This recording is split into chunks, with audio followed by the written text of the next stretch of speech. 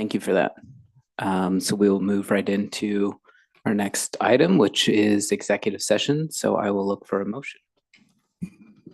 Mr. President, I move the Board of Education of USD 501 recess into executive session for 60 minutes to discuss confidential personnel matters pursuant to the personnel exception of the Kansas Open Meetings Act to protect their privacy of the individuals discussed. The board will return to open session in the boardroom at 6:32 p.m. The superintendent and executive staff are invited into executive session. Is there a second? Dr. Mulbrake, any discussion? If not, I'll move to a vote.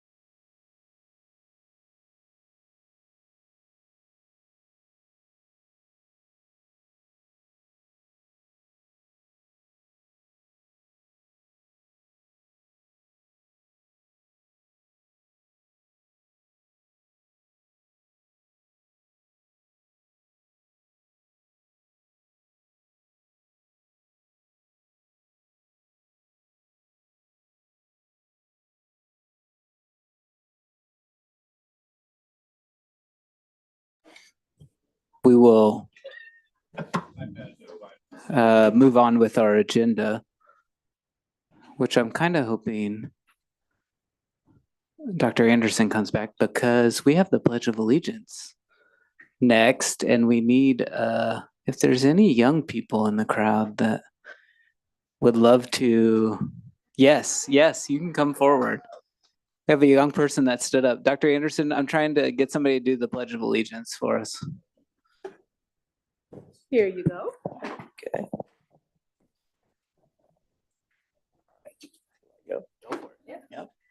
I pledge allegiance to the flag of the United States of America and to the republic for which it stands, one nation, under God, indivisible, with liberty and justice for all. And can you share with the public listening your name? What do I say?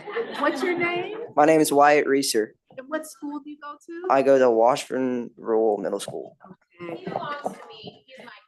And who are your parents? Come back. My parents are Melissa Calvin and Matt Calvin. And where do they work? Matt Calvin works at, well, my dad works at Hills, and my mom is a teacher at Jardine. There we go. Back to Topeka Public Schools. All right. But isn't it amazing? Because we are all one community. You did an excellent job on the pledge, Yes, and a whole that's bunch great. of people just saw you on the screen. Thanks, Mom. And thanks, Wyatt. Thank you, guys. Okay, so we will move on and move to adopting the agenda. So I will look for a motion on that. Mr. President, I move the board adopt the agenda as presented. And is there a second? Dr. Bonebreak, any discussion? If not, we'll look for a vote.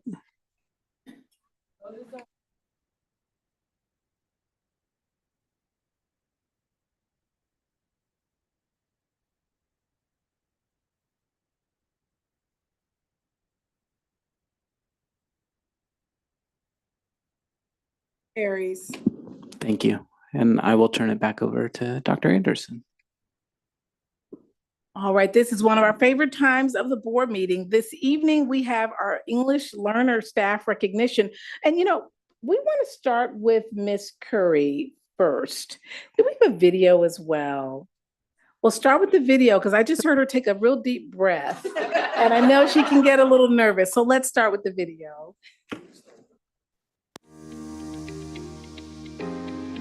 The EL program is really here to support our students who are lacking in some English skills. Typically, they have a first language other than English, and we are just here to support those students and support their families in whatever needs they might have. I get to work with students as long as they're in our program, so they'll stay in our program until they pass the CALPA assessment. It's fun to watch their development, and as they get better and better students, I really enjoy that. I wanted to make a difference, but a special difference, because working with English language learners, it is awesome. It is special.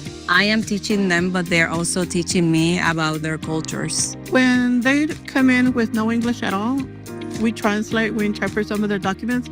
And I like for them to write it in their own native language because they express themselves better. We encourage them to speak English. At the beginning, the first year is we tell them in Spanish, and then we start telling them in English. You want me to read in English? You want me to speak in English? Yes, because only practicing can help them speak English. I make the connection for them, help them understand the lessons and the assignments that they need to do for the day so they don't feel left out and that they learn something. I have a student that did not know how to read.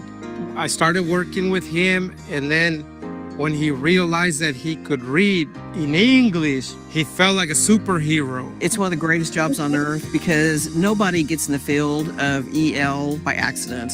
It's intentional, and it takes specific skills, specific heart, and all the accomplishments that we've had have been directly due to such a gifted staff. I cannot thank them enough for what they've done, the dedication that they've shown. I really feel like it's been an honor to serve you all, and you're the perfect combination of a soft place to land for our students and teaching with rigor. So just keep up the great work. All right.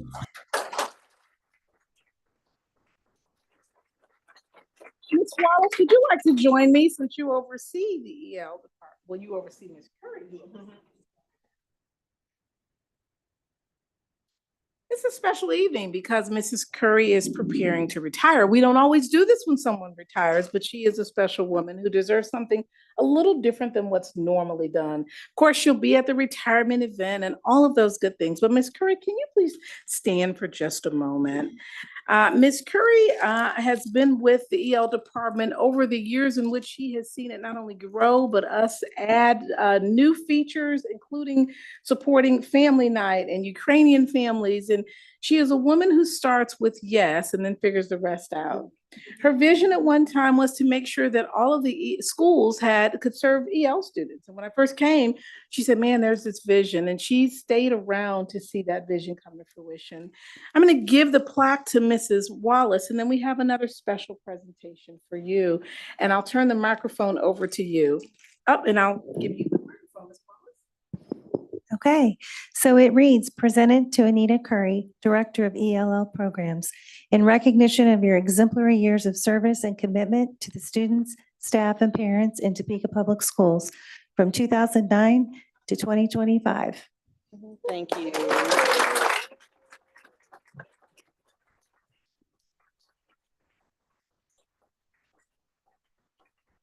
In addition, this is the special piece that we've created for you. For those board members that cannot see this back there, and I'll hold it up so people on the screen can see it. Oh my, so she says, where's a hanky or a Kleenex? I know, we should have known to have that ready. Dr. Gray, I think, is taking pictures and well, we're gonna let the tears flow. Because it's labeled Labor of Love, and this is one of the many articles featuring the EL department, featuring Mrs. Curry. In the photo, there are photos not only of staff and board members, of families. There's also photos included in here. I remember walking in at one point and getting a chance to meet your lookalike, your sister, who looks identical to you. There are photos of how she's made this a family affair with her own family, and just some pictures that she may not even realize we had. So thanks to her staff and many others. Ms. Curry, let me just say that we love you, and your love has been evident in everything that you do. And it's been such a privilege to work alongside you and serve alongside you and your family. Again, congratulations. Thank you.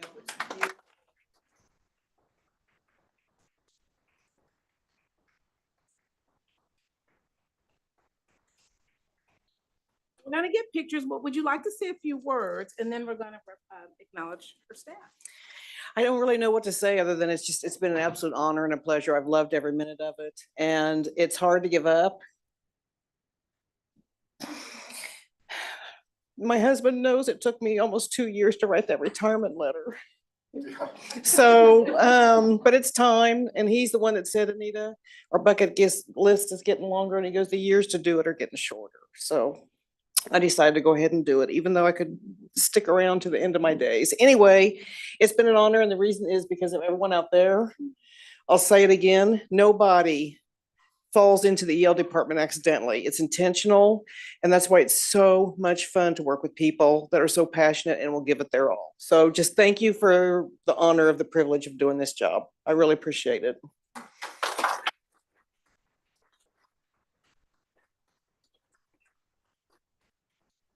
We know board members, you may have questions, but if she can read her, all of the acknowledgements for her EL department, her certificates, and then at the end, if we can present questions to her and her staff. So we're going to turn this over as we celebrate all of our EL staff in the department. How many people are in the department? We've got 28 paras and 21 teachers. So, and can they come up and they're going to come one up, and they're going to, yep. And you know what? So let's start with Topeka West. See, I don't think anyone from Topeka West is here because it's Monday, Thursday, and I think we're doing that. So Topeka High, Candy. It's her first one. Yeah. This is Mrs. Gonzalez. Thank you. You did a great job on the video. You'll hand those out to the rest of your teachers. And Highland Park High, Mrs. Labrador, also who did a fantastic job on the video.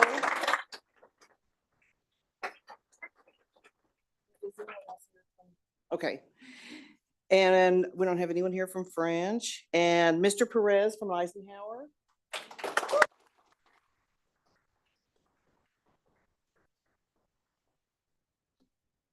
You also did a fantastic job on the video. Thank you.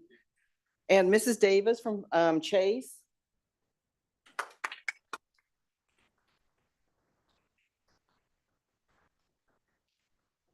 Jill's at, I think Jill, I think Mrs. Weddington is at soccer practice. Oh, right? yeah, So she's at the track right. meet. So Mr. Lavengauer Mena.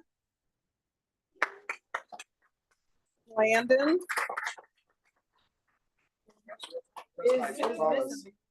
No, but I'll give Okay, it to her. Thank you. thank you. Jardine Middle School. Your elementary. Okay, come on up. Oh, you came. Excellent. Okay. Kiddo.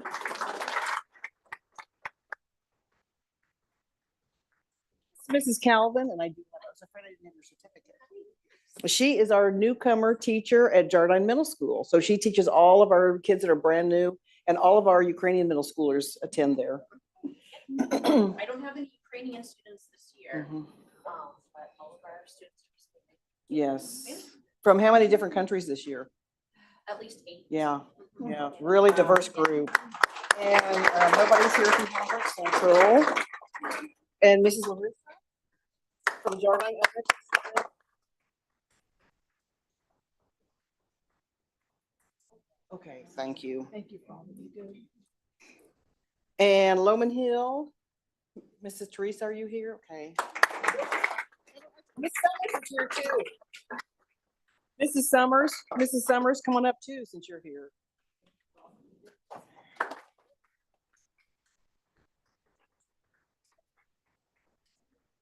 And she has you. Okay. I just want everyone to see you. And Mrs. Cross from McCarter. And by the way, we sent a team of 4 of our teachers to the migrant conference in San Francisco, and they came from the airport straight to here. But Mrs. Cross did, and Mrs. Wright did, and Dr. Lavengauer, you got here a little bit earlier, didn't you? 1 a.m. Oh, gosh. And see, I told you, you talked dedication. Mrs. Snell from McClure, and she also takes care of our virtual program.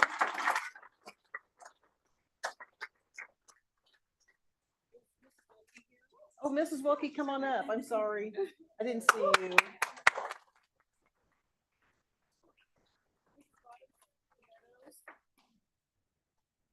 This is Mrs. Robinson from Meadows.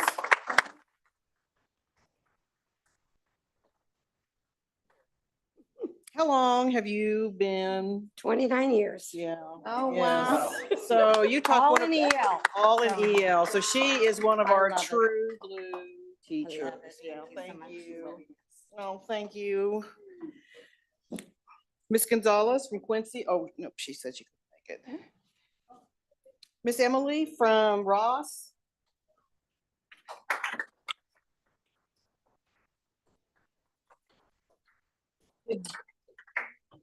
Is Jenna here? Okay, so, and I know Soraya had surgery today. So she couldn't make it. Okay. And Miss Heineken.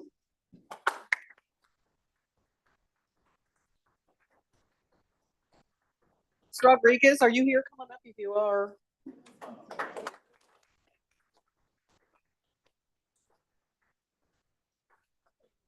Mrs. Wright from Whitson.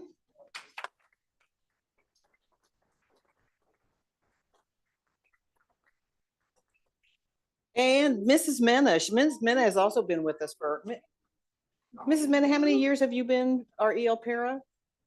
This time 3 years, but I was another 3 years before that. Yeah, we lost you for a year and then you missed us so much you came back. Yeah. And Mrs. Wright also just arrived from the airport today. So. Wow. Mrs. Black from Williams.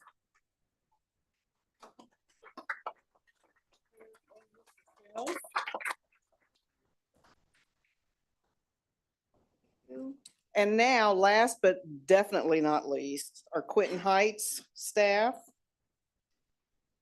First of all, we'll start with our coach, Dr. Lavengauer, who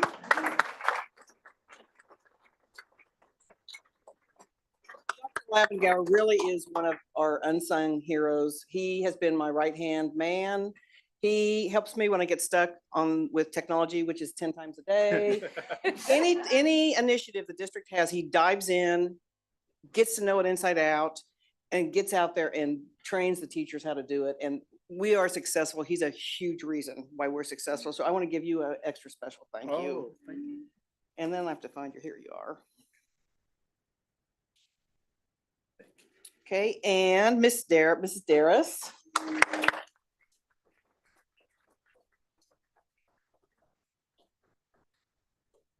Mrs. Darris, we've been together for a long time. She started as a para at Shaner.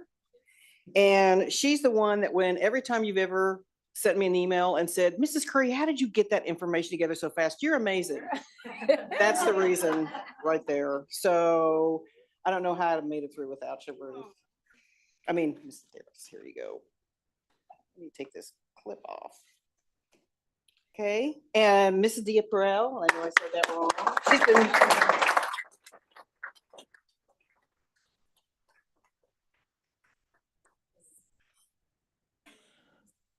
So tell everyone how to really pronounce your last name. She's been trying for 5 years, and I don't have the tongue power to do it. Okay, go ahead. Vaprile. Yeah. I've tried and I've tried. This is the person that when you see documents that are translated to perfection, you'll see her at every IEP in the city, in the whole district that needs an interpreter. She does home visits. She does everything. She probably has the best work ethic of anyone I've ever met. She's just really wonderful. So thank you. Mrs. Cortez. Is Mrs. Cortez here?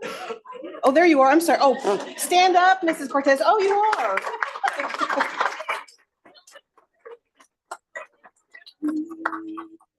This gal is our family liaison. She's the one that will practically do anything, like go to a house and say, why isn't your son at school? Well, he's sleeping. Well, get him out of bed. Let's get him to. She's the one that goes to the house when she found out someone needed some food items. She's the one that looks to make sure, okay, who's been a lot of absences. She's our family liaison, and she's yes. So she's great. Thank you. Mrs. Evans. Nancy Evans, Mrs. Evans. You're with this group because you're housed at Quinton Heights. She is our brand new pre-K EL teacher.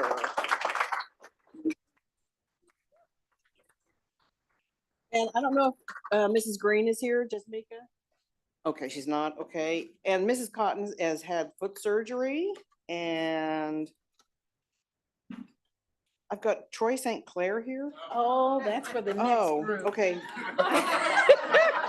I thought, man, if He is the next Oh, that's highlight. right, She's because- teasing it up. I know. But we're gonna first get questions. I know exactly who you are, but it just for a second I thought, boy, I need to retire if I Give can't. this whole group another applause.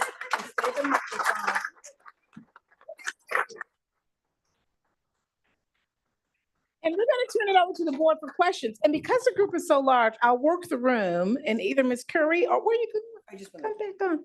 So Ms. Curry will answer and I'll work this room and other people will stand and answer. So we'll turn it over to the board. Any questions from Dr. Bombrick? How many EL students do we have? 1,732. Wow. And that's all. Some of them have exempted from services. We've got quite a few who are in monitor status because they did well in the CALPA, but we have to monitor them for 2 years. But yeah, it's a good number this year. You sound short-staffed. Oh, I always want more. You know me.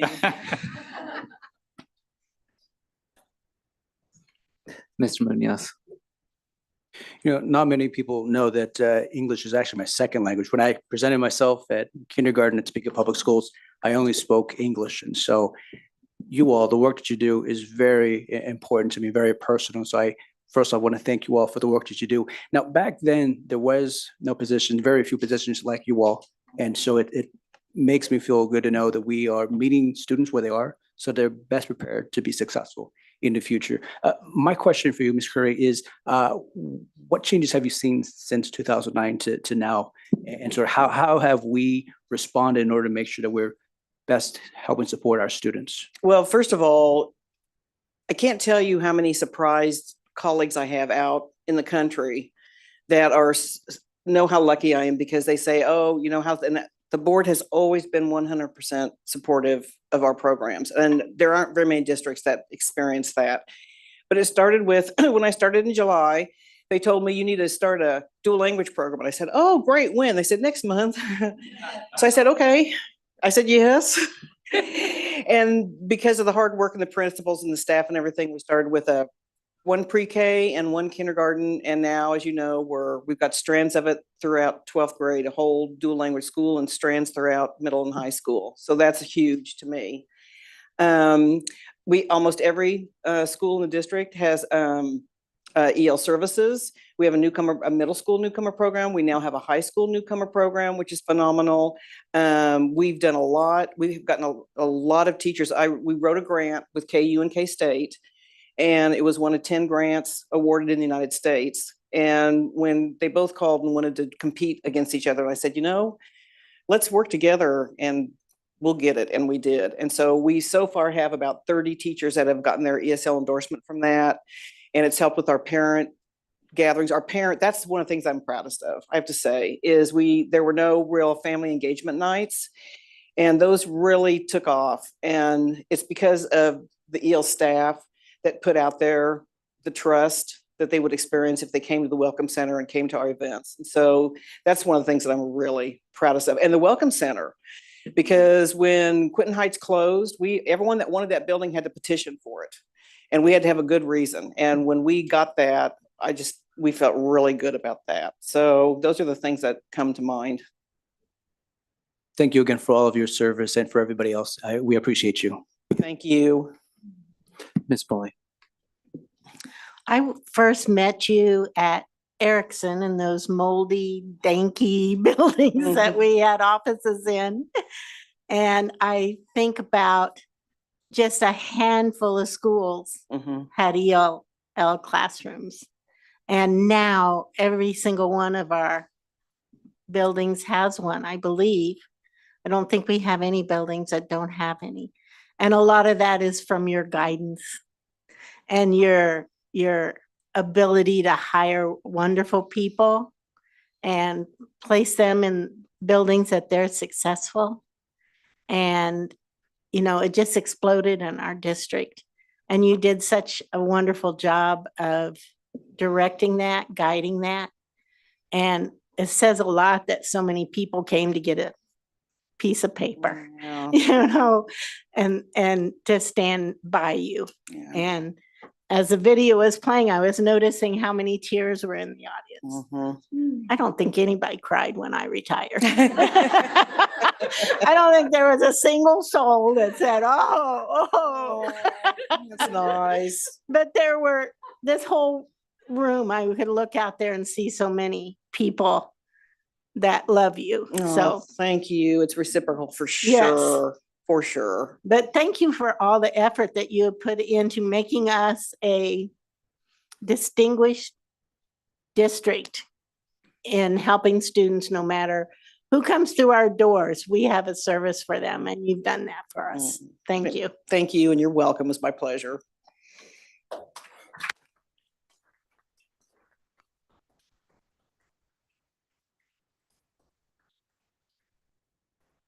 All right, now that Ms. Curry, again, thank you and the team so much, and we will be having a photo after the final highlight.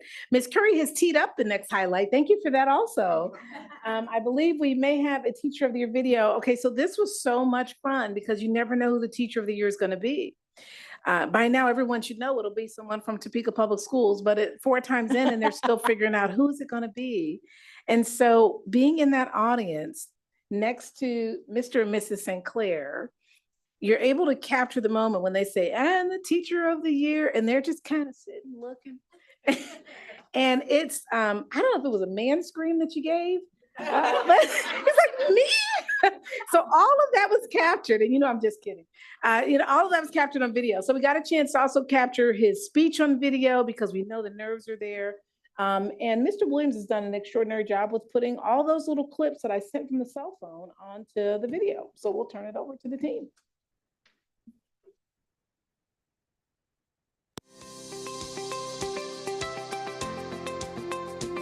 Early on, I've learned teaching is so much more than just delivering lessons. I've learned an invaluable mentorship and guidance I've received throughout my 17 years. It's about building connections with students. I realized that forming meaningful relationships with kids is the foundation of a successful classroom. Together, we brought black lights, robotics, and themed activities into our gym, all inspired by the students and what they're passionate about today. We still focus on hitting our objectives and goals, but we do it in an unconventional way that students will remember for the rest of their lives. Moving forward, I plan to use this platform to advocate for innovation and engaging approaches in education, not only within physical education, but throughout the entire school community. I believe building meaningful connections with our students is the cornerstone of effective teaching. By fostering creatively, pushing boundaries, and embracing unconventional methods, we can inspire a new generation of learners who are not only academically successful, but also resilient, confident, and connected. Thank you everyone who took part of this journey. This recognition is as much yours as it is mine. Give an applause to the Kansas Region 2 Teacher of the Year.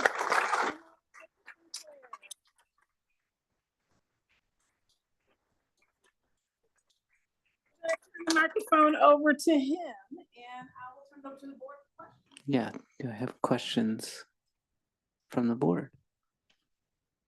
Yeah, Miss Bowling. So what do you have to do to get there?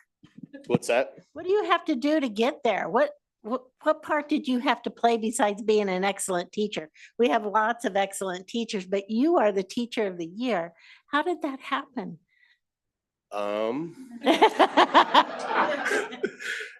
guess I got the lucky nomination from the district. They came to the school and announced that I was receiving their nomination for the elementary Kansas Teacher of the Year for the district, and I don't know. I ended up getting a handout and said, "Here you go, fill this out, and we'll see where it goes from there." So, who does know is his principal and his assistant principal. I didn't realize they were here over in the corner. How did he get Teacher of the Year? While we may have nominated him, what makes him Teacher of the Year material? And by the way, one of our assistant principals was the Teacher of the Year as well, right before she came to us. And so we're going to turn it over to them. What makes him Teacher of the Year material? Sure. Good evening, everyone. It's very easy, and I'll just start off with a few qualities, but Mr. St. Clair isn't just a teacher in our building. He is someone who gels our staff together, who is creative, who has a nickname, I swear, for every single child in our school. He builds relationships and connections. He's also our consulting teacher for elementary PE. So not only does he influence our school, but he influences all of the schools. And aside from that, he just has been in our school for so long that I don't know what it would be like without him, honestly. And just everything he does is high quality. The interactions, the lessons, just pretty much everything. And I don't want to, I'm sure Miss Martinez can probably say equally as much, but I'll go ahead and turn it over to her because we just love him. Hi, everybody. So my humble brag is that Mr. St. Clair and I sat next to each other in education classes at Washburn University. just a few years ago. Just a few years ago. And the other thing I want to say is that as a parent, when I heard about Scott dual language and knowing that we wanted to raise our children bilingual, and that was just an extraordinary resource in the community, I did a little bit of looking into it. And when I realized that my old friend, Troy St. Clair, worked there, I knew that it would be a great place for my kids, even though I didn't know much else about the school. And from those years, which was 7-8 years ago, to the last 3 years that I've worked in the school, he has had this steady climb in leadership. He creates this sense of, he brings us this stability To the staff, people count on him. He's a logistical genius. If we're ever planning something, I run by his office and I say, what holes can you poke in this? And he always fixes something. So anyway, jack of all trades, but without bounds. He's always thinking of the next thing to improve the experience for both kids and staff. District-wide, it's not all just about Scott. He's always looking to bring everybody along with him in the success. So, Mr. St. Clair. Well, they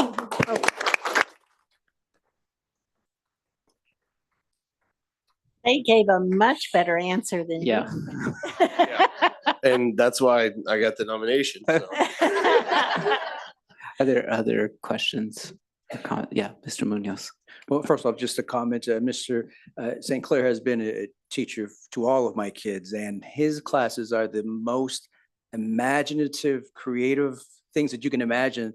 He transforms spaces at Scott in ways that you just can't believe. And so going that extra mile, I think you mentioned it, you want these lessons to stick with these students, and you really are doing that. And you're also igniting imagination across our district. And so I appreciate that. And I can understand very easily how it is that you're recognized in this way. So thank you very much. What led you to sort of push beyond boundaries continually and sort of just trying to push the envelope? Early on when I started at Scott, it was computer technology magnet. My principal at the time was Deborah Sidwell.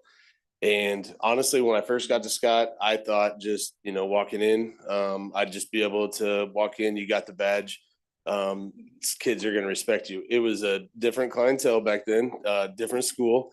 And I didn't quite understand the connection piece. And she sat me down and she's like, you got to figure out what's going on in your room, in your gym, and make a connection with the kids so that they want to be in there. And at that moment, things kind of sparked. Our programs changed at Scott, and then Pat Nash came along. With the closure of Lundgren, I ended up team teaching with Pat. Pat had out of the box ideas.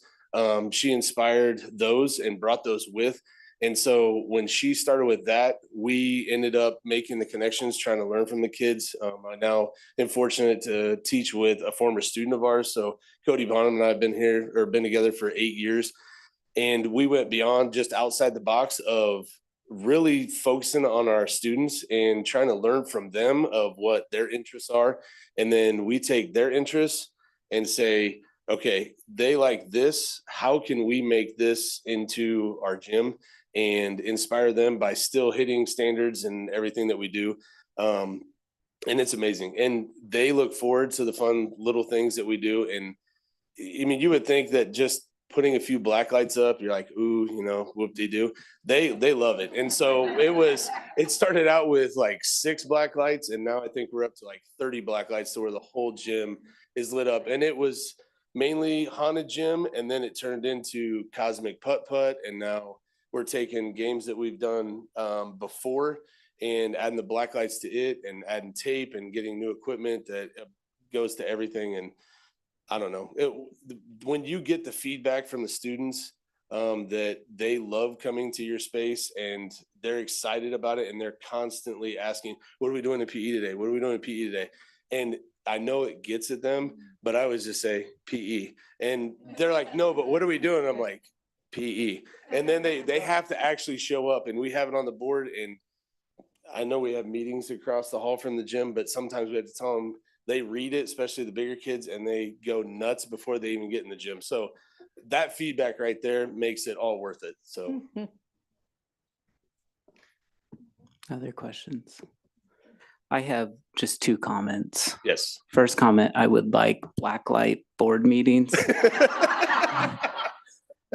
Most board meetings, there's not standing room only, so could make it more exciting for all of us. But in my day job, I have a unique opportunity to talk with a lot of kids about how their lives are going. And I always talk to them about like, what's good in school, what's not good in school.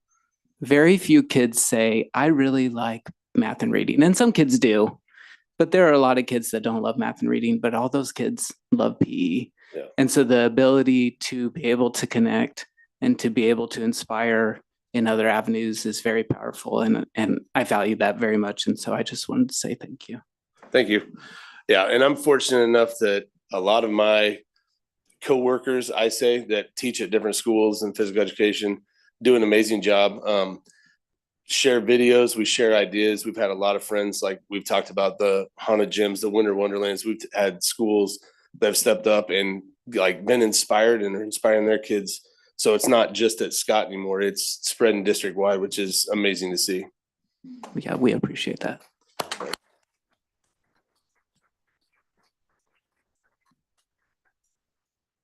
Thank you, Mr. Sinclair and team and Scott team. And part of being the Region 2 Teacher of the Year, Ms. Wallace will be connecting with Mr. Sinclair about a professional development that he selects to go on, and a teammate or teammates that he will select to go with him. So we're excited about his next step as he competes. In September, October, they pick the actual Teacher of the Year for the state of Kansas. So he'll be competing on to that as well. And he certainly it's a duo team in terms of a team of talent, and he's in our K-State program as a future leader, and his wife is the current leader of media services. It is Library in Schools Month. You all know we really stopped reading the full proclamation, and we thought it's nicer to meet the people. So we're going to ask Miss Sinclair, who used to be Miss Tiffany Beasley, to come on up. I think they met at Scott. Did you meet at? They met at Scott when she was a librarian, and I think they've been married for what, a year now? Almost 2 years. Almost 2 years. And so Miss Beasley is the head of Library Services, Media Services. I'm going to turn it over to her to talk a little bit about who's on her team. Right. Thank you. So we met at Scott, and we were frenemies. So library and PE compete a lot. So so I'd like to have our library media specialists who are here tonight stand and have them just introduce themselves.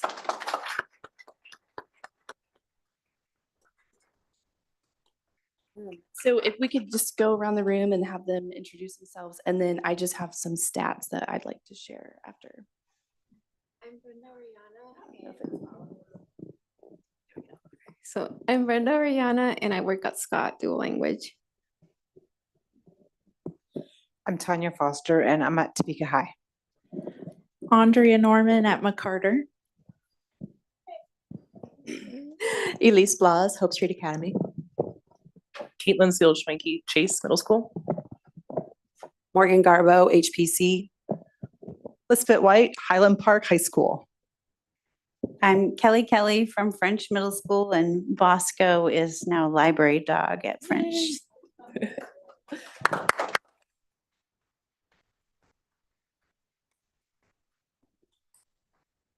So I just wanted to share some quick stats with you. So we really love words, but we also love numbers. We like to use statistics to really share the impact of school libraries. So I kind of ran some numbers earlier today. So we've curated a district collection of over 213,000 books. I hesitated including that because I recently asked Ms. Wallace for more books. And our collections really reflect the many cultures, languages, and experiences in our diverse community. We also help to manage almost 12,000 student Chromebooks and iPads. We hosted 7 incredible author visits this year and raised over $70,000 for new books and materials through our book fairs. And I was thinking nothing sparks the love of reading like the chance to win a poster of a kitten in sunglasses. So we'll always have our book fairs. Through Beanstack, our reading tracking app, our students and staff read over 1.5 million minutes.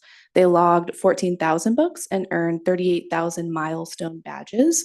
And I wanted to acknowledge our top 3 Beanstack schools, and our librarians are here with us tonight. In third place, HPC with 80% participation. In second place, Chase Middle School with 84% participation. And in first place, McCarter with 99% participation. And this is Mrs. Norman's first year as a school librarian, so that's extra special. And then Miss Garbo is at HPC and Miss Schwenke at Chase. Okay, and then also our librarians presented at both the Kansas Library Association State Conference this year and the Kansas Association of School Libraries Regional Conference, which was actually hosted by Topeka High's own and association president, Mrs. Julia Oswald. And we're also incredibly proud of Ms. Tanya Foster, who was honored as the KASL President's Distinguished Library Media Specialist for her outstanding contributions to the profession.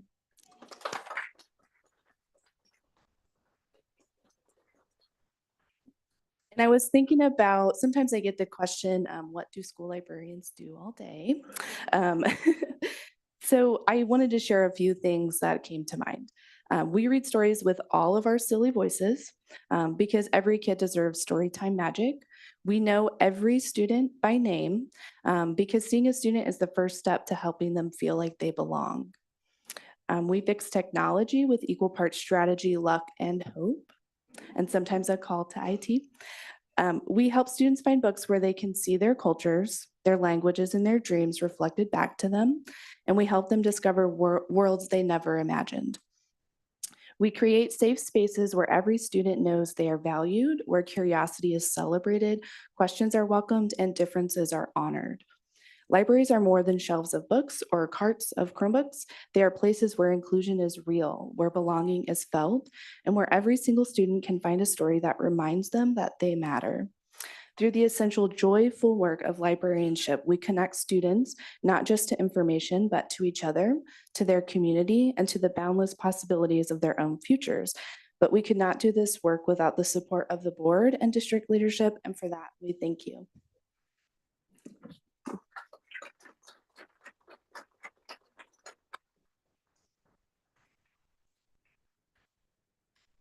Are there questions for Mrs. St. Clair? Comments?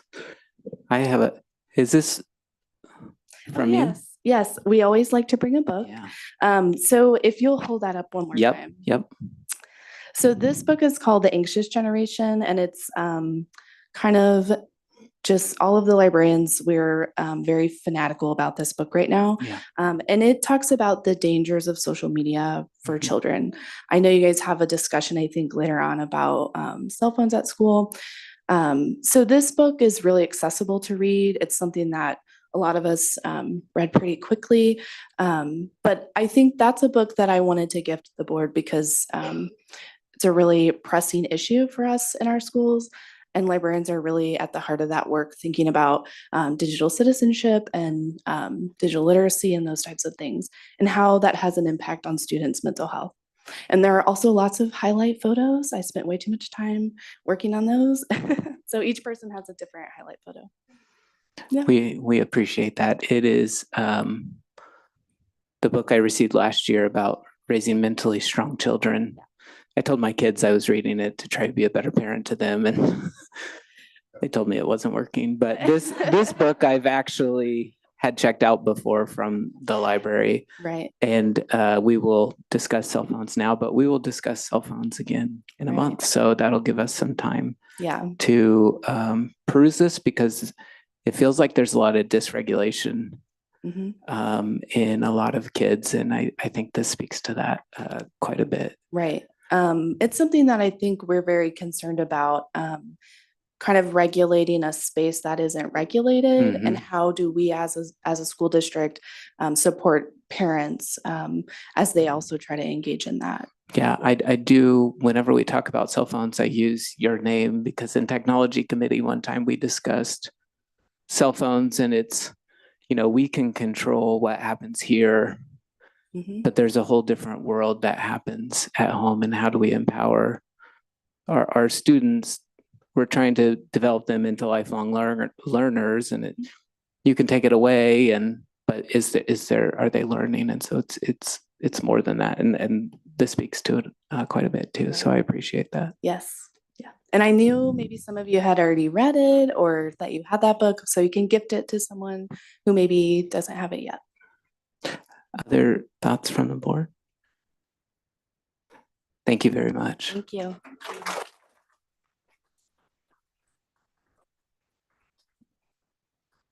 I'll see if Dr. Harrington is here. Our final two proclamations. And again, really, we want you to meet the people. It is Autism Acceptance Month. and Occupational Therapy Month. And she wants to let you know who the people are behind the work. I'll turn it over to Dr. Harrington.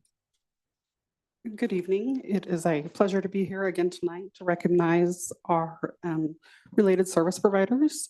Occupational Therapy Month is very special. I looked over the list of therapists today, and we have 13 dedicated therapists with 6 CODA assistants providing service to over 650 students on a weekly basis in Topeka Public Schools. So they are the ones that you see toting heavy equipment in and out of buildings and moving very quickly down the halls to get to the next student. But I think all of them love what they do, and many of them have been here for many years. So we continue to appreciate all that they do. Autism Acceptance Month is also very dear to our hearts. We do not have a current autism coordinator. We have hired one for next year.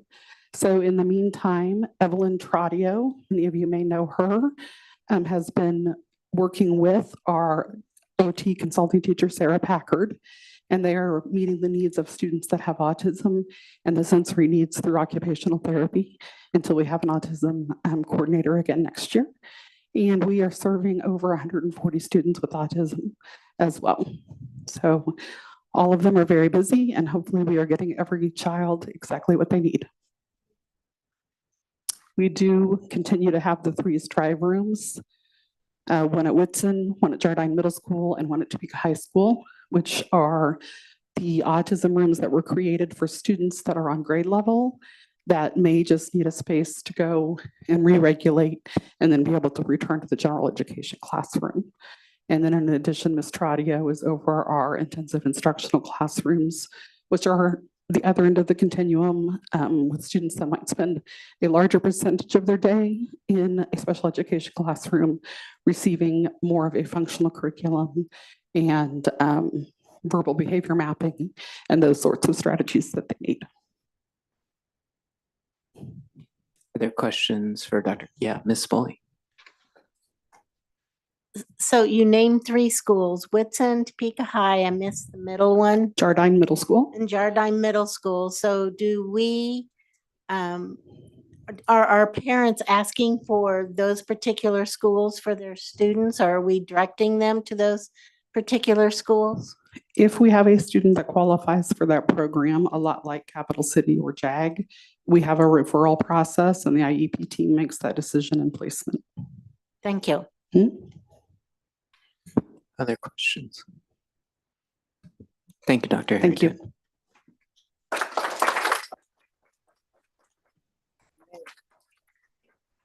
And we certainly have multiple videos highlighting our media services and our other departments. Those videos will be online on our YouTube. We encourage people to look at those. We've just shown 2 tonight, but all of those other videos will be pushed out as well.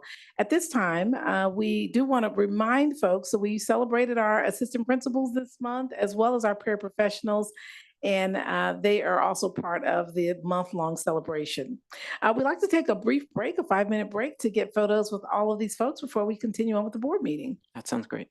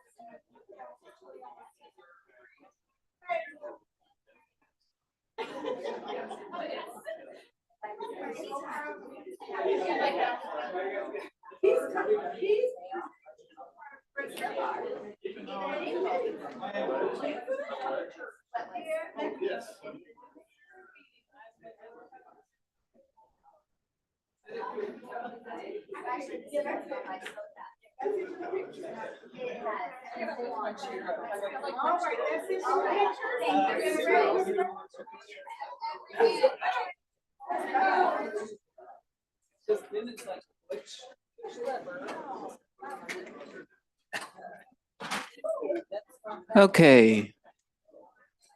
We'll wait for Dr. Bonebrake to make his way back. Next on the agenda is public communications. And there's no public communications, so I will move on to business by consent.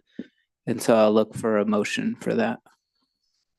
Mr. President, I move the board approve the items of business by consent as presented and authorize the board president or superintendent to sign the special project and purchasing contracts for and on behalf of the board. Is there a second for that motion? Dr. Bonebrake. Any discussion on the items? Seeing none, I'll move for a vote.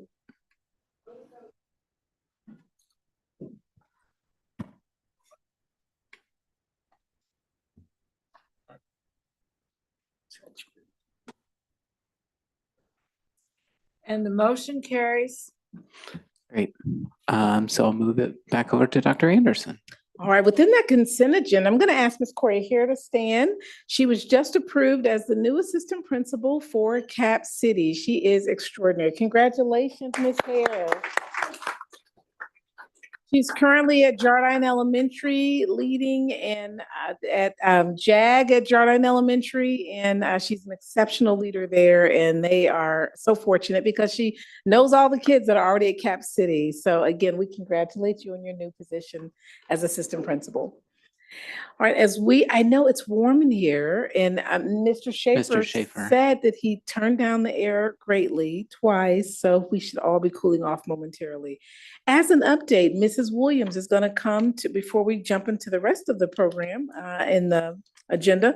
Ms. Williams is sharing, as we bring up these slides, just an answer to a couple questions from the last board meeting. I think there was a question about retirements and resignations and subs and how we did on those. Now, next board meeting, there'll be a report on human resources. I thought this year, let's invite the teachers now that we actually have committees under Dr. Church. And so what about the teachers on those committees and having some representatives? One happens to be the teacher of the year. We didn't know that when he was on the committee.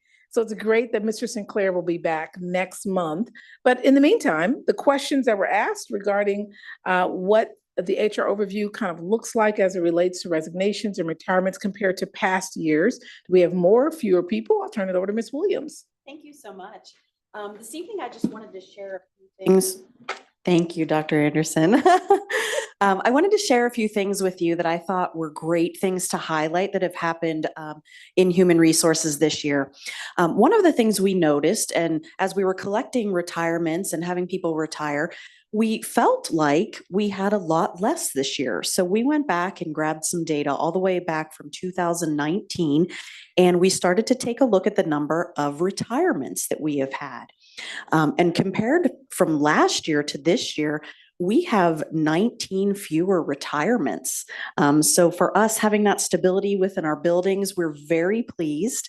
We love keeping our staff members, and we just thought that that would be something really great for you to take a look at. In conjunction with our retirements, we have seen a decrease of resignations from last year at this time. We decided to pull some pretty particular data and really focus on the time frame where we see most of those resignations come in. So we focused from February 1st to April 17th of 2024, and then as well this year. And you can see that we have dropped from 57 resignations to 41. So again, there's that trend that our teachers are wanting to stay here in Topeka Public Schools. I think another really important thing to highlight, we have been working so hard with our substitutes and making sure that we are able to cover classes. And so I had asked our substitute department to come up with some numbers of what that looks like to prior years. And so I wanted to highlight the active number of substitutes. These are the ones that are going into classrooms every day, not just ones that we have on the list. And if you look at the comparison data from 2023-24 all the way to 24-25, we have had a 61.5% increase in the active number of substitute teachers in just 1 year. We wanted to break that down a little bit more into our certified and classified as well. And we have had a 63% increase in certified substitutes and a 56% in classified substitutes. So we're wanting that to be higher. We would love to have a goal of around 400 to 500 substitutes active on a daily basis. But we just wanted to be able to share these numbers to show that we're really working hard to make sure that our staff members feel that they are able to have those classes covered. That was an answer to the question. Any follow-up questions for that before we head on to the next two presentations to give you just that immediate feedback? Thank you so much, Ms. Williams, for sharing that and for the work that you and the team are doing leading to those excellent numbers. As we continue on this evening, we are so excited that we get a chance to hear from our DCAC, our District Citizen Advisory Committee. Every year they do a report, and as they come to the microphone to share a little bit about the work in the report. We're so excited that one of our DCAC members that's coming forward was also a staff member at Jardine and at Williams and probably many other places beyond what I know.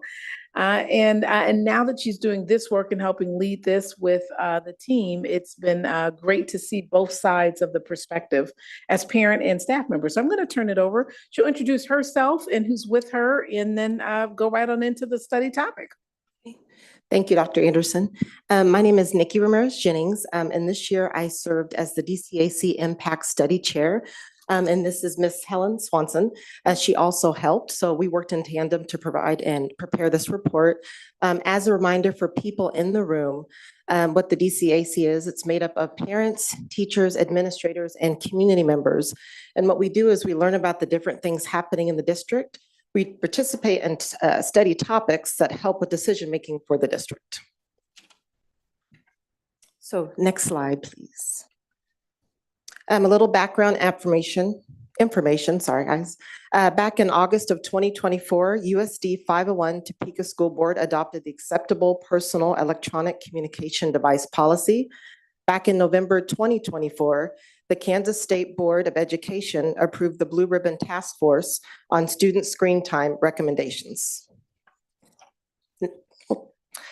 So we're going to discuss this evening a little bit of our impact study methods. So we reviewed the national trends, interviews, and there was a survey done of staff, parents, and students.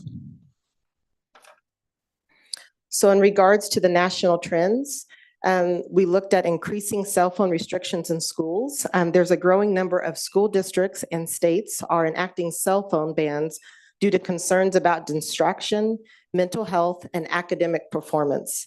As of 2024, at least 19 states have restricting cell phone use in schools. Education-led initiatives. Teachers and their unions are leading efforts to implement uniform cell phone policies. Many teachers oppose the burden of individually enforcing cell phone rules in classrooms. In regards to the impact on learning and engagement, student studies, highlight the negative effects of cell phone use on student focus and engagement. The constant notifications and social media access disrupt learning. Some schools report increased engagement and reduced stress levels following policy enforcement. In regards to concerns about social media and cyberbullying, cell phones contribute to cyberbullying with reported increases in daily, weekly occurrences between 2010 and 2016. Parental pushback and emergency concerns. Some parents resist cell phone bans due to emergency communication concerns. District with bans implement alternative emergency contact systems. In regards to challenges in policy enforcement, schools face difficulties in consistently enforcing cell phone bans. U.S. Department of Education stance. The Department of Education encourages schools to develop structured cell phone policies. Recommendations include stakeholder collaboration, clear enforcement measures, and digital citizenship education. Up next were the interviews. I got to connect with board member Sue Boley, who served on the Kansas State Department of Education Blue Ribbon Task Force on Student Screen Time. The interview provided great insight to both the task force and the district's reasoning policies on student devices. Ms. Boley shared that the guidelines approved by the district work best for Topeka Public Schools. Impacts expected are more instructional time, not interrupted with cell phones. Ms. Boley stated that the district policy may become stronger over time as more is learned about screen time and social media impact. We also had attend one of our monthly DCAC meetings, a student by the name of Zach, that also provided feedback about the district policy. Zach mentioned that there was some pushback from students and lack of consistent enforcement by staff, but overall, he thought the new policy is well accepted and will have a positive impact on classroom instruction and student engagement. Now I'm going to hand it off to Helen, who's going to talk to you about our student, parent, and staff surveys. Thank you, Nikki. My name is Helen Swanson. I'm a parent of a Whitson Elementary student. I also taught for the district for a number of years. I taught at Hope Street Academy. As you'll see on the screen, we had 3 separate surveys to get feedback. And I will say we did get really good participation in our surveys. This is the 3rd study topic that I participate in DCAC. And I think these are probably part of the best numbers as far as survey participation that we've had in more recent years. Next slide, please. I'm going to quickly walk through and just highlight one question with each of our survey. The first survey that I'll talk about is the staff survey. And I would like to just say with our staff survey, it was interesting. We did see overall of a number of the questions that staff has seen an increase with the new policy as far as improving student engagement and activity levels with students in our classrooms. We did have a number of written responses that said there was no noticeable change, but it was interesting that we did not hear from teachers that saw pushback from their students within their classroom. So as you'll see from the results here, about 20% identified significant improvement, 17% identified somewhat improved, which is wonderful. Next slide, please. With the parent survey, our results really indicated that parents probably were not seeing huge changes or correlations between the new policy and student, their children's grades or behaviors. And we think that this is likely due to the short time period. The policy was enacted in August and the survey went out in November. So there wasn't a large window for parents to see a major shift or change with their students. Next slide. The student survey I personally thought was the most interesting. I really thought that our results were fairly flat here. As you'll see with these results, we had interesting feedback, not feedback that I thought we would see. I really thought we would see it skewed one way, where students would say, give us our cell phones back. We really want access to our phones. About 10% selected positive impacts as far as interactions during class times, or I'm sorry, when they're not in class. 22% selected neutral impact, 2.7 selected negative impact, 26 selected unsure impact. Each survey allowed participants to provide written comments, and within the student written comments, it was there was a clear alignment with what we saw in these survey selections. We had a number of students that wrote comments related to that it was okay that they didn't have their cell phones with them, or they had no impacts on their day-to-day change in school without access to their phones. Before I hand the presentation back over to Nikki to go over some of our recommendations, I would like to take a moment just to thank Dr. Kipp and his team for his assistance with the survey. It was a great help for DCAC to have their wonderful work with developing questions, getting the surveys out, but also really quick feedback as far as survey results back to DCAC. So thank you. Okay, thank you, Helen. Okay, and now our DCAC recommendations. So the recommendations are as follows: strengthen restrictions and enforcement measures of personal electronic devices. Restrict the use of cell phone and personal electronic devices for the entire instructional day for all students. Provide clear expectations and consequences of violations to students, parents, and school staff. Uniform implementation of the policy within each building and classroom. Proactive parent-family communication. Provide a copy of the policy to parents and students in multiple ways, such as main page of the district website, student handbooks, paper copies within each building. Discuss and provide education to families on the policy during engagement activities such as back to school night, parent-teacher conferences, etc. Reinforce the purpose and expectations of the policy frequently throughout the school year for student, parents, and staff, i.e. beginning of each quarter or semester. Require all parent and student communication to occur in select locations, i.e. the office, nurse's office, et cetera. Implement alternative emergency contact systems for parents and students to communicate during emergencies. Adopt and implement digital media literacy curriculum to include factors on mental health, social media, and cyberbullying. Resurvey staff, parents, and students to further identify impacts of the district policy on student electronic services. Last slide. Okay, and does anyone have any questions? Ms. Boley. Do you have the recommendations written down so that I can see like a written copy of the recommendation? Yes, they're in the report. They But should be not in the report. slideshow. Not in the slideshow.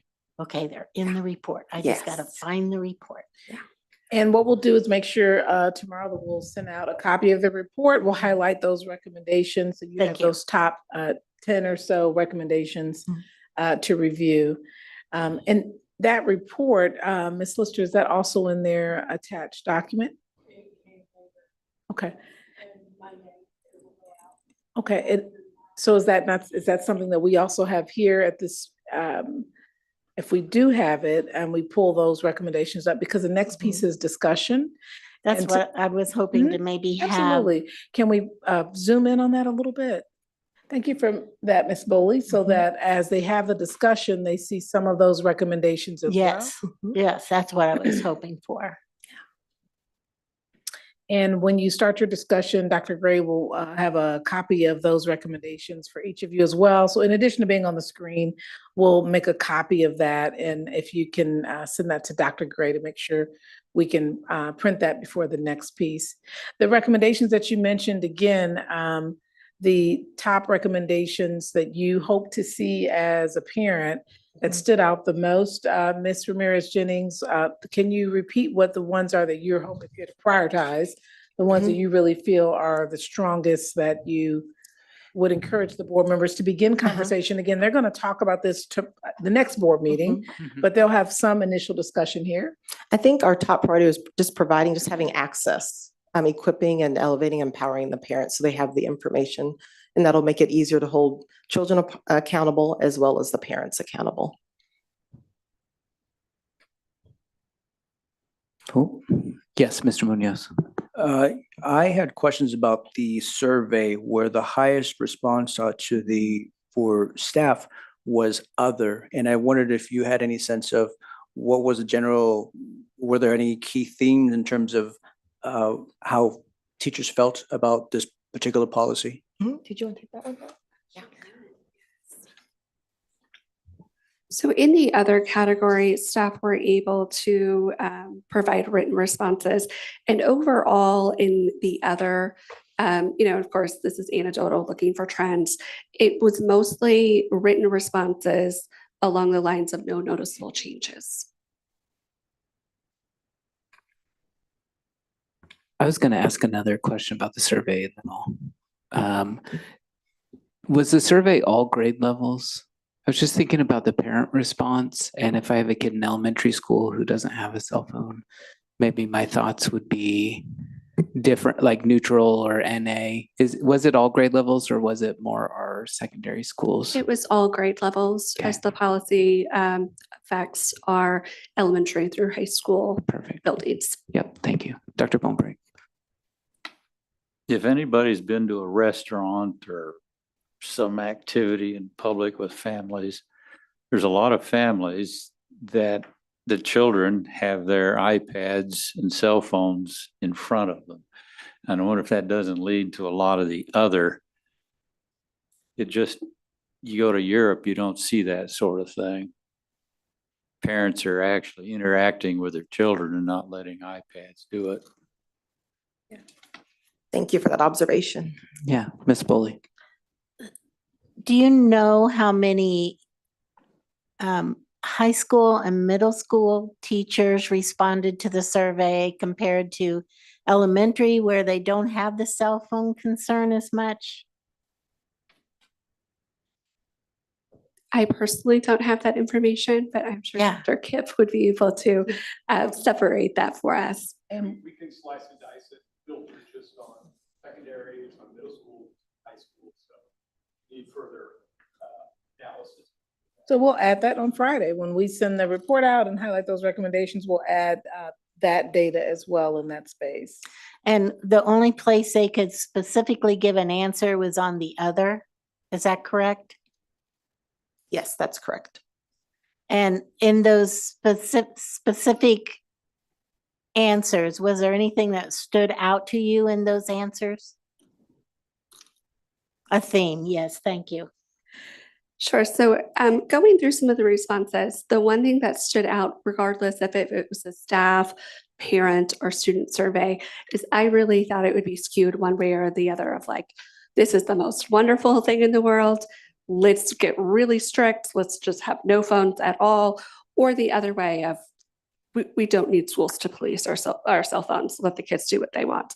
It was very neutral. There wasn't any huge shifts one way or the other, which I personally kind of think is a good thing for the district.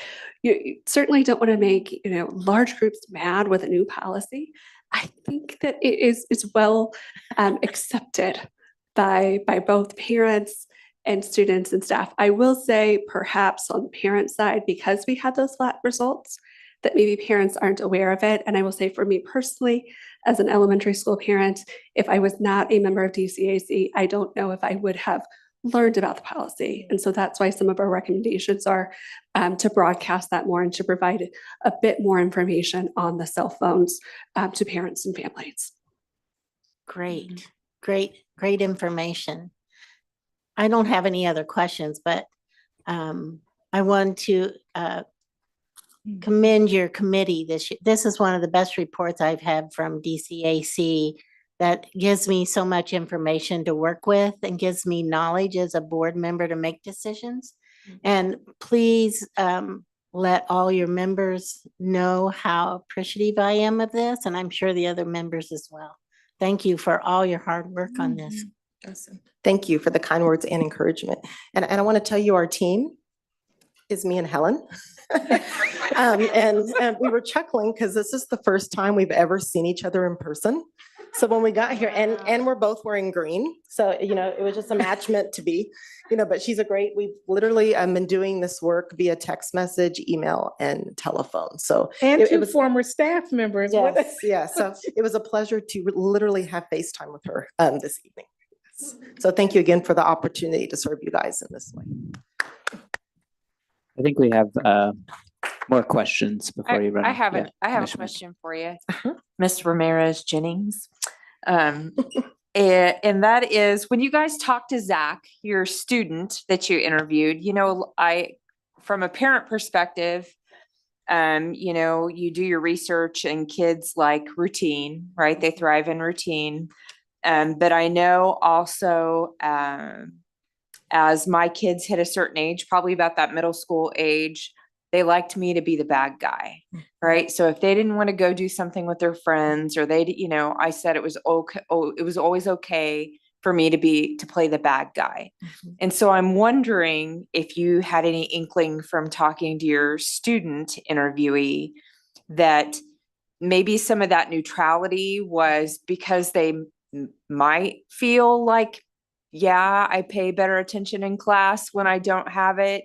And it's taking that decision-making off of me where my peers might look differently at me and placing it on the district or the parents or did he talk about that at all or? No, he didn't mention that. And I think he genuinely meant what he said. He just flowed with it. So you can tell it was something that was real and that was internal within him as far as his observation without any outside influence. Okay. Great question. Other questions? I will echo Ms. Boley's thoughts. We are very appreciative of this information that you two put together. And obviously, this will be a couple of board meetings issue. And so being able to have more information and more input as representatives from the community, as parents, as former staff members, and as representatives of 501, as former teachers, but also parents. I think it's good to try to get all the views, all the different points of views. So it is very much appreciated, the time and effort that went into this. Awesome. Thank you very much. Thank you. Absolutely. I'll echo President Schumacher's comments. We appreciate your time. I know when you're parents and grandparents, you're busy, and I've served on DCAC, and I know it takes a lot of time, but I think we really value the input and the time you guys put into it, because we want to make data-driven decisions for the district, right? We don't want to just sit up here behind closed doors and say, this is what 7 people think is good. Yeah. It's important for us to hear from the larger voice. So thank you. You bet. Thank you, DCAC team, for coming this evening and for all the work that the two of you have done on behalf of the entire committee. Board members, you do have the report in front of you now, the full report, the recommendations page, as well as the entire report. We know that you're going to be discussing this at the next meeting, but you do have, if you'd like to have any other conversation, I'll stop here so that if you would like for us to bring something back or want to continue the conversation, and then from there we'll, and my apologies, I guess we do have action items. So once you have finished that, then we'll proceed with some policy items, and Ms. Wallace has some items on our social studies adoption. Yeah. Is there other thought or input for the time being? So backstory, our April work session was going to be the legislative work session, and Mr. Edwards graced us with our presence last month. So back in March, so we kind of had an open spot. So we figured we would touch on cell phone, but I know that we've discussed before May being the work session for cell phones. And so I think generally we're still planning on that. I do think, and I should have said it while they're in here, hopefully one of our goals this year is to work on this now so that there's better messaging up front. Whereas when we decided this for this last school year, we were maybe a little bit behind the 8 ball. And so hopefully we'll be able to have better messaging in place. And I think that was the intention. We were trying to do it early enough so that at the parent nights, enrollment nights, that we would have had that communication, that we could have started to be able to have those communications and the change in the policy. But we were kicking it, volleying it back and forth between policy committee and technology committee and who's really supposed to make the decision. And that's why it got drawn out a little longer than we thought. So we didn't have the ramp up time to communicate as we had originally hoped. Yeah. It was a baby step. Other thoughts for tonight, Ms. Molly? Just a question. So we will really be having this discussion in May? For our work session, yeah. Our work session, and will one work session be enough for this?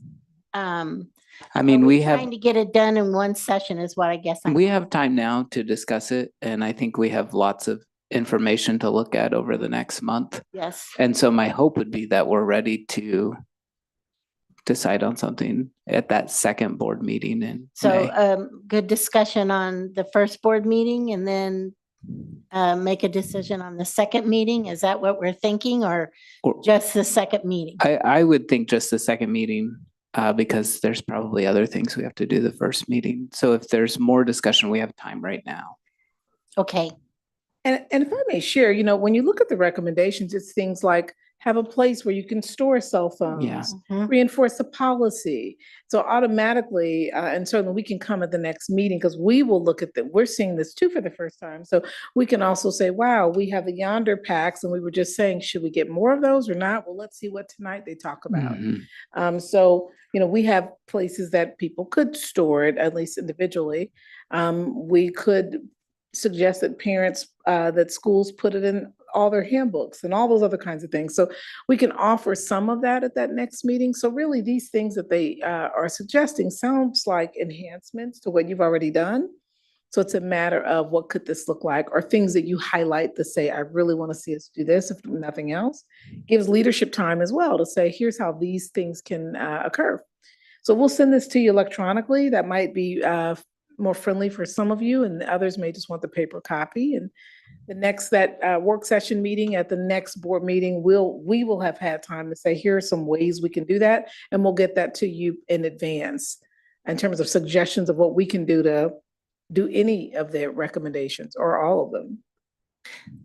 I'm also thinking about the parent material, the training that they're recommending, all the things that we need to put in place before school starts. It just seems like the decision needs to be made by the end of May, and I'm hoping that we can take care of that by the end of May. I agree with that. And the policy has to still be written up around that probably, am I correct?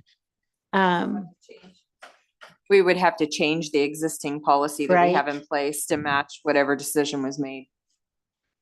But that, I don't think that would preclude us from, That wouldn't stop us from putting things in place. and We would just want that in place as we go out to communicate, which would Mhm. be a little bit farther down the road. Mhm.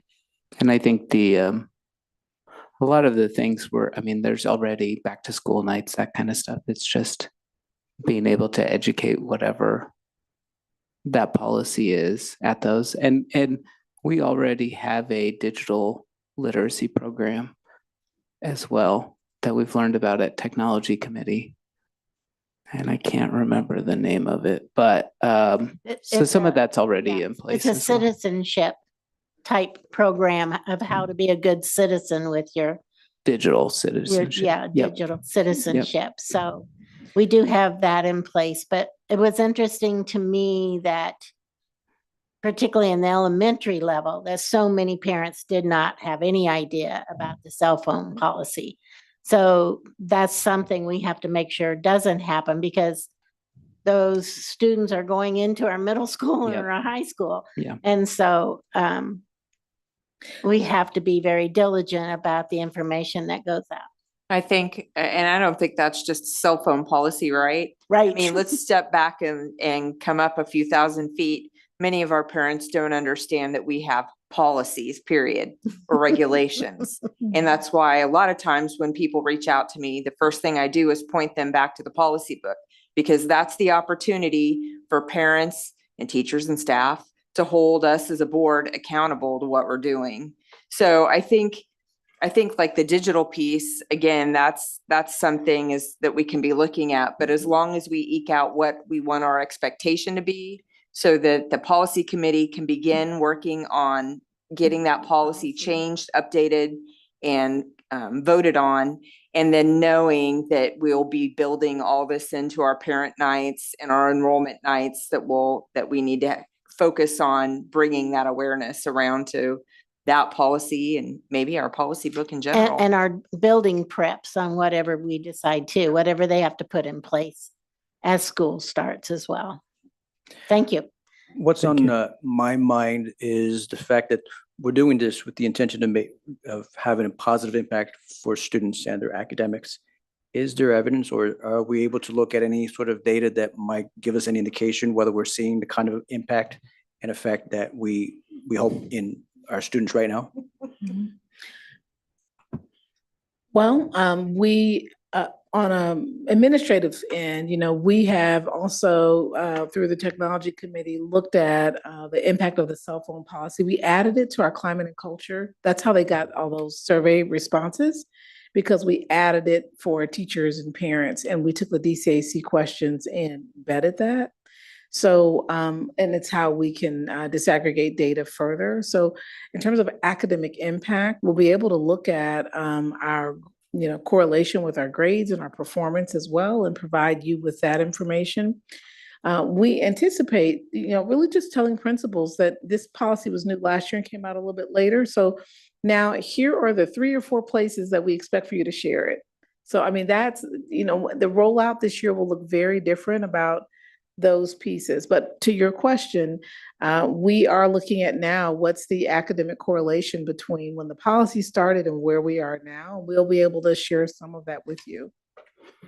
And Mr. Munoz, when we discussed this previously, I looked at research just in other parts of the country on cell phone use. And I think I think I can find those articles again and get them out to the board. It's some of them, there's positive impacts in the classroom, but it doesn't necessarily change.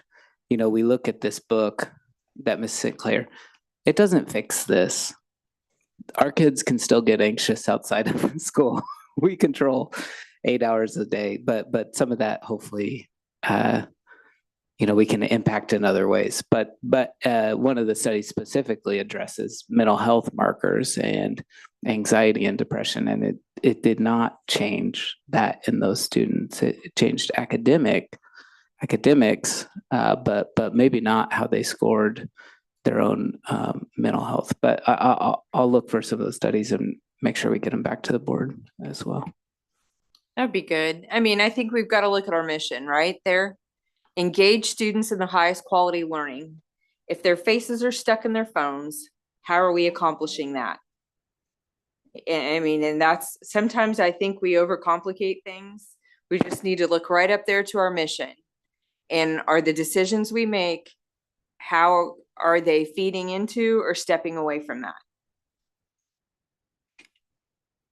And prepare is pretty important, right? Yeah. Just a total blank, taking away of the cell phone. I'm just sort of asking ourselves, how are we preparing students for once they graduate? And so we may need to think about that other curriculum. And does that in some way help engage students and the parents to make sure that they're prepared once they pass? Because we all know, we all have been in meetings where individuals who are under cell phones and they need to prepare for a different type of world that maybe we weren't part of when we got out of high school. So. Yeah. Dr. Bonebrick, do you have anything else? You're awfully quiet down there. We need to catch up to the rest of the world. Now, if you see families with iPads and their kids in Europe, it's an American tourist. Parents use the iPads as babysitters. And I think until parents are educated, they're not going to understand. There's a great part of interpersonal relationships and dealing with people and eye contact. It's absent in America. We'll have a parent night with Dr. Bonebrick at each school. Well, that does conclude our cell phone presentation, and thank you for giving us some feedback, so we'll prepare accordingly. Thank you. So we have some discussion items to go over. I don't think we actually have any action items, but first is the meeting schedule. If I may ask Ms. Lister just to point out the one item that's a little different. I guess it's the one meeting. I think there was 1 month where there's only one meeting like this year. March.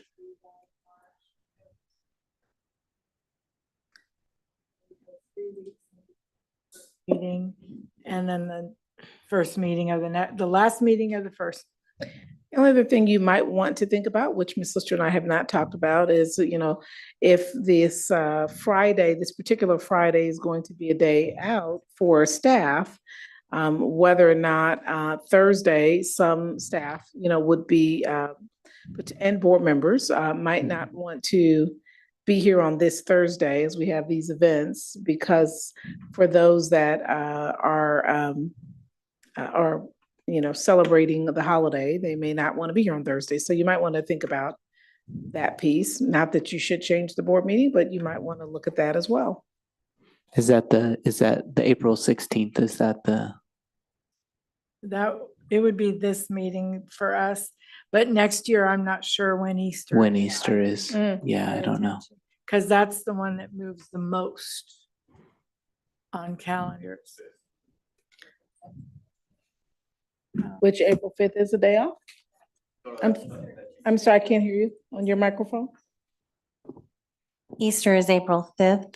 April 3rd is a personal development day. And we have a board meeting on April 2nd. So it would be, but we kind of, So maybe that's not really an issue, and not that we plan around that holiday, but if you're thinking of things to think about, other than that, we're excited about the calendar. I do have a question. When we have to go 3 weeks before a board meeting, what does that do for our contracts, board business? Does it make any huge difference? It happens several times a year, but. And it hasn't really had any impact, and we've operated just fine because it happens 3 times a year. Is that right, Mr. Busey? Make them get up.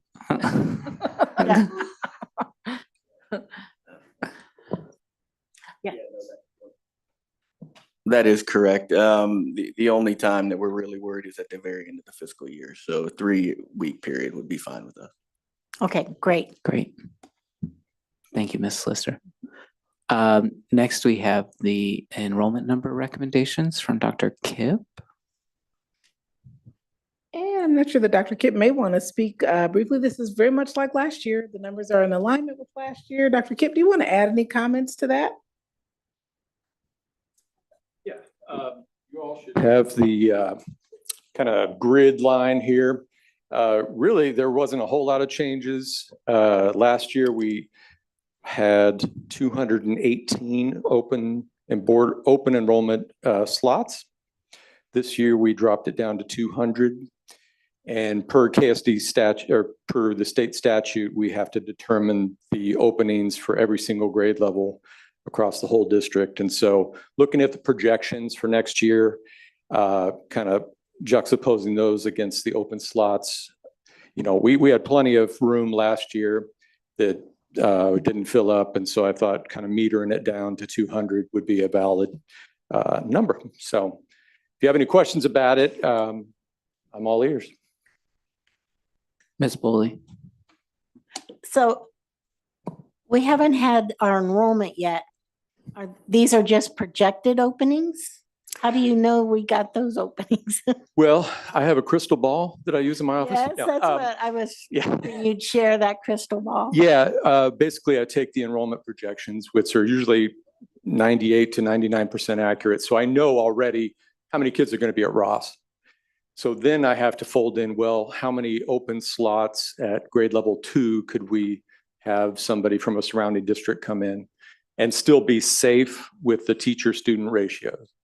And so that's kind of how I determined these numbers on this sheet. So, yep. Mr. Munoz. Dr. Kipp, would you remind me again of the 218 spots that we had open? How many did we see how many influx do we have of those spots taken? Primarily, it was at the secondary level. We had several, you know, it kind of, I noticed a pattern. It's usually, well, for one, Topeka High is always a great draw because of various offerings and the diversity at the schools. We always ask parents why they want to come here. And that's some great data too. But also around the district, like the French, you know, as a border area. Chase is another one where we get a lot of folks from Seaman coming in.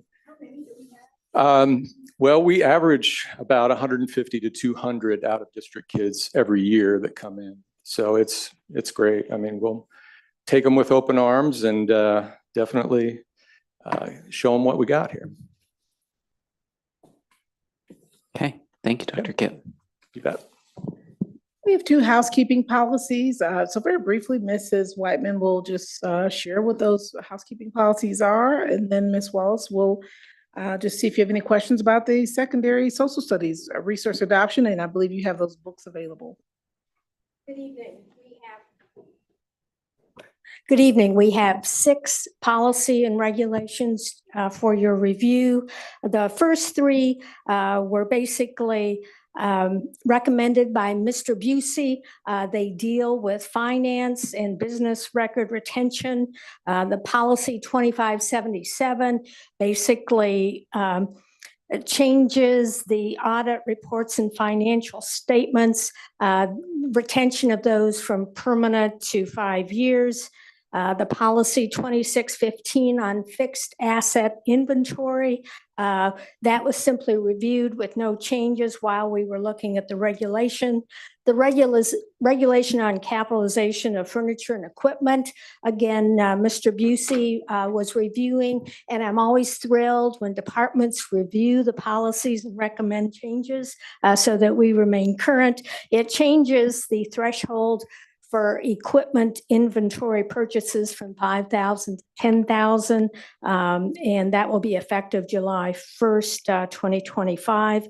We have one new policy there, And that was discovered, it's the special use of school buses. In 2017, the legislature, who tightly controls how those $90,000 to $125,000 school buses are used, did open up the statute and allow boards to either contract or provide the special use of school buses when they're not being used for student services. The board can also charge a fee for the use. So that policy is basically new, and it really just sets forth the flexibility that the statute provides for school boards to approve special use of those buses. The last two policies deal with student health. And Ms. Denman, our nurse director, was very involved in making some of the recommended changes. There are 24 statutes in the Kansas Chapter 72 that deal with student health. So the legislature very much focused and controls and wants to provide quality health care. The supervision of student medication, that policy deals with basically prescription medication according to the law, what we can prescribe, and then how over-the-counter medications. We basically, Ms. Denman recommended the physician is a rather narrow and elite group in the medical field, and it's been opened up to healthcare provider. And then we deleted some repeated words in that policy. The regulation, the supervision of student medication, we basically had 5 forms which were confusing and duplicated one another. So Ms. Denman, in her good work, drafted and we revised those down to 3 and hopefully make it easier for parents as they are approving, because we cannot give a student any medication without parent permission form. So this was really a consolidation of the forms down to 3. Be happy to answer any questions you might have. Ms. Boley. I apologize already. I know it's 8:15, but I have several questions. Well, you're a former Sorry. member of the policy committee, so we understand. So I see that we keep permanent records for 5 years. Why is it not 7 like the IRS suggests? It's basically by statute. And the statute provides the limit. You can always keep them more or longer if you want, but knowing that schools have lots of records, we go with what the statutory recommendations are. Another question on equipment. It says up to $10,000 or is $10,000. Is that like an order or is that per item? That's a Mr. Busey question.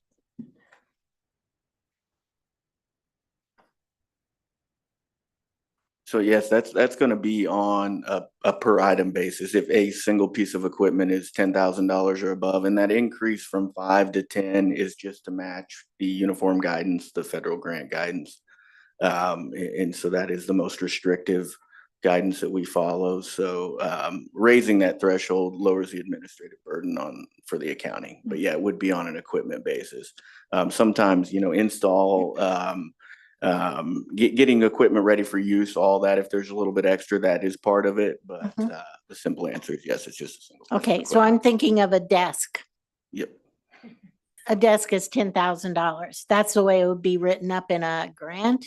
Well, capitalization just mean that's what we'd show for when you see depreciation expense.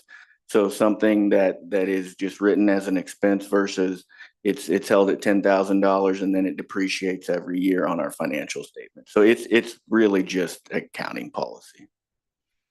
Thank you. Thank you. And I still got a couple. So when it talks about inhalers, so this is under the medical, it says as students are encouraged to carry the inhaler with them, keep them on their person or in a locker. As an elementary teacher, our nurses held on to those inhalers, and I always thought that was weird. Is that what still happens? Because kids need it on the playground immediately, and we're all trying to find a nurse. It's usually done on a case-by-case basis because the statute's very prescriptive about the steps that the school district has to go through to even approve or allow a student to self-carry. First, they have to have the doctor's recommendation that they're responsible enough to do that.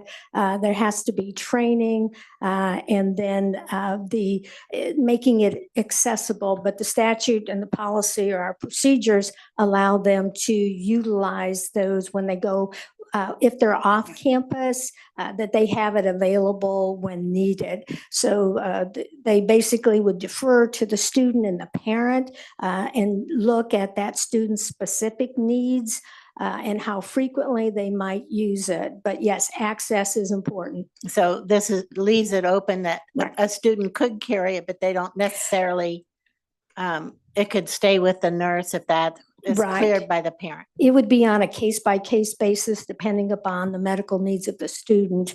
And the statute's very clear that the student has to be responsible and trained, and the physician and parent and staff feel that they are capable of carrying that and being responsible with it. I just didn't see that in the parent permission piece, so. There's a form, Ms. Boley. So for kids to carry, healthcare provider, parent, and I think maybe the nurse all have to sign to allow a student to carry an inhaler. So as a healthcare provider, I don't trust elementary school kids to carry their own inhalers. Okay. So that's why you didn't see it at the elementary school, but middle school and high school kids very often carry their inhalers. And then my last question is on the buses. I didn't see any money amount on how we would allow people to use our transportation. Is that something that's just be individual?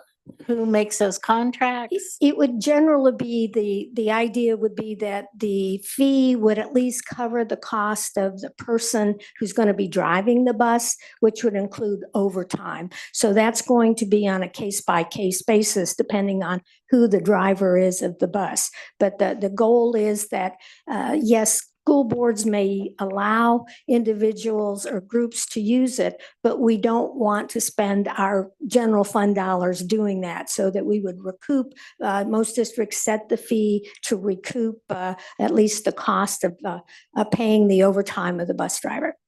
And then those fees don't have to be in our policy. No, in fact, the statute says the fees don't go into the general fund. It designates it in a sense that it's not, we can't include those fees for transportation reimbursement, or at least Mr. Busey and his staff cannot do that. So it's basically, it is flexible on a case-by-case basis, depending upon the cost. But if a request comes in, then that would be probably the first determination. Mr. Cochran and his group of what's it going to cost us to do this? What do we need to charge to recoup our cost? And then is the group wanting to use the bus willing to pay that? Thank you for my lessons tonight. I appreciate it. Thank you, Ms. Whiteman. And our final item is the social studies resource adoption. You do have the books. Ms. Wallace, would you like to make a comment or two about the adoption? Yes, so we are just asking for social studies, secondaries, social studies textbooks. They're quite old. They're 12 years old and they're no longer in print. They no longer have digital access. So we would like to purchase new textbooks for AP Psychology, AP US History, Psychology, Issues in Psychology, Economics, US History, and World Geography. You have copies of the textbooks on the counter back there, and you are welcome to check one out for the next 2 weeks. So in 2 weeks, we'll be coming back and asking for approval. And between now and that time, if you would like to look at those or have greater conversation with Ms. Wallace, that's a great time to do that, because we know you're just seeing the books for the first time, but they will stay in the boardroom. And if you like your own personal set, which sometimes people do, Ms. Wallace can make sure that that happens as well. But any immediate questions based on just knowing why we need them and getting access to the materials tonight. We'll be bringing this back to you at the next board meeting. Thank you. I don't see any questions, so I think we can move on to board member comments. And Dr. Schumacher, I was remiss and I didn't mention. Oh, AJ yes, Christensen, yes, As we're talking about please. technology and cell phones, our new team member that is in technology, Mr. Christensen, would you like to introduce yourself, sir? So that the board members all know who you are, and welcome. Sure, I'll be quick because I know everybody wants to go home, I think, but I'm so grateful to be here. I come from Las Vegas, Nevada. Served supporting schools for the last 15 years and excited to come out this way. I feel, honored to be here and great opportunity to work with great people. So far, I've had an opportunity to go start visiting schools and working on how we can improve our technologies and communications. And I get a chance to work with good people like Todd and Dr. Anderson and so many other people. But I'm grateful to be here. So unless you have any questions. We're excited to have him. And if you have questions, he'll be here at the very end. Yeah. Save it for the end. And get out of here. No, he is so committed, though. He came up and his family's still finishing school in Las Vegas, and he's here alone and getting to know the district this next couple months. So, Mr. Christensen, we're so excited to have you. And we really wanted his family to get a chance to see him on screen as they're watching his first board there we meeting. go. Thank you. Okay, Dr. Bonebreak. Board member comments. Yeah. Well, Wellness and Insurance Committees met as usual, and we have a year to convince everybody to see their primary care physician. And that way they won't be charged $50 extra a month per recipient of health insurance. It's $100 a month if the employee and spouse are enrolled. So that's significant cash. The insurance committee, LR managed to get 3-year commitment. They wouldn't change fees, but there's an 8.5% increase next year. I thought it was going to be 7.5%, but it's going to be 8.5%. Like all things in this world, things evolve and change. And that's all I have. Great. Ms. Polly? I don't have a lot to say about personnel. I think it was pretty well described where we're kind of sitting in our district with our staff and subs. And so I don't think I have any more to add to that. Head Start, Sheldon, did not have a meeting this month because they are preparing to write the new grant for Head Start, and it's due. They have to have everything together and turned in, I think, by September. Anyway, they're working hard on getting that all put together. At this particular time, we received our last payment for our Head Start for this year. So we were really glad to see that show up, and we hope that Head Start program stays in place. We'll just keep our fingers crossed and hope all that happens.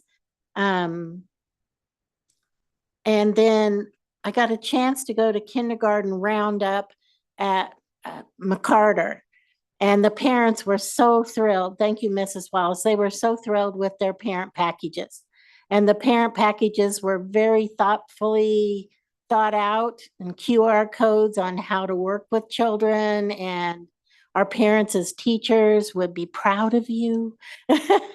There was just so much there, and the parents were really excited about that. So I want to thank you for making sure that happened for them. Lots of theater coming up.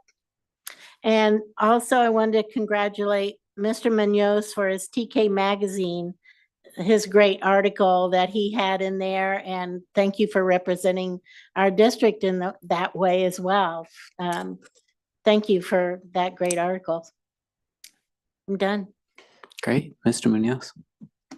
I do not have a report for policy or equity as we meet next week, I believe. So next meeting, I will share with you what we're working on in those committees, and I don't have much else. Okay. Ms. Schmidt? I don't have anything. Dr. Bonebreak spoke about health committee. Policy and technology have not met yet. And I want to wish everyone a happy Easter and enjoy the extra day off. I have about 20 things to go over. No, I do have I don't know how to say this acronym, but the FUSIS, what you had gone to and recommended at the Shawnee County Sheriff's. Yes. What's that called? The crime center. It's FUSUS. Yeah. Mhm. FUSIS as I think what Chief Cochran called it by, but So we as a board were invited to go check it out on April 28th. And there's some times, and I signed up, and I think I'm the only person that signed up. So if you want to join me, you can let Miss Lister know. There's time for one board member at 10 on the 28th, three board members at 11, and then myself and two board members at 12 on April 28th. So I wanted to just remind people of that. We have the Distinguished Staff Awards coming up on the 24th, and tonight is opening night for Funny Money. My oldest is back on stage in that, so that's very exciting. So that'll be tonight, tomorrow, and Saturday, and then next week, Topeka West is doing Lend Me a Soprano. So there's definitely theater, and that's all I have. So all I need is a motion. You missed your spot. That's all I have. All I need. No, there's ShareFest on April 26th as well. 4 other people had an opportunity to say that. All I need is a motion for the meeting to be adjourned. Mr. President, I move the meeting adjourned. And a second from Mr. Munoz. And a raise of hands. There we go. We're done. You know, we don't.